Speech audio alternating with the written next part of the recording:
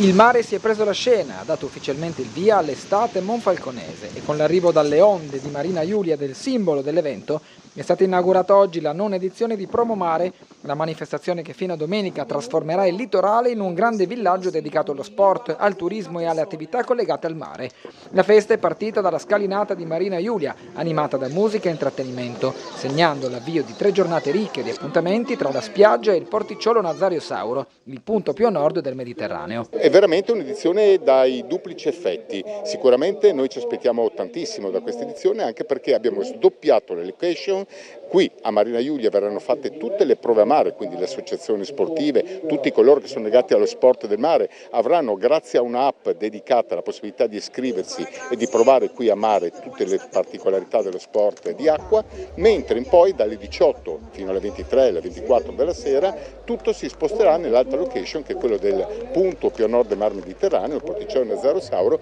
dove tutte le attività ludiche, quelle musicali, quelle dello show cooking, quelle anche spettacolari come lo jet ski, verranno fatte invece in quell'area. Quindi chiaramente è un'edizione da cui noi ci aspettiamo veramente tanto, ha sempre avuto tantissimo successo e quest'anno, anche se oggi proprio non partiamo con il tempo migliore, ma siamo sicuri che tra domani o dopodomani anche il tempo ci darà un bacio in fronte. Protagoniste assolute sono le attività in mare, con dimostrazioni e prove pratiche che permettono di avvicinarsi a diverse discipline, dalla canoa al canottaggio, passando per kayak, vela, stand-up paddle, immersioni subacquee, moto d'acqua e kitesurf. Un'occasione per vedere all'opera associazioni sportive e appassionati, ma anche per scoprire da vicino il rapporto che lega il territorio al mare. È importante che qui troveranno le associazioni del territorio legate al mare che svolgeranno le attività insieme ai ragazzi, quindi ci si potrà iscrivere, i genitori potranno iscrivere i loro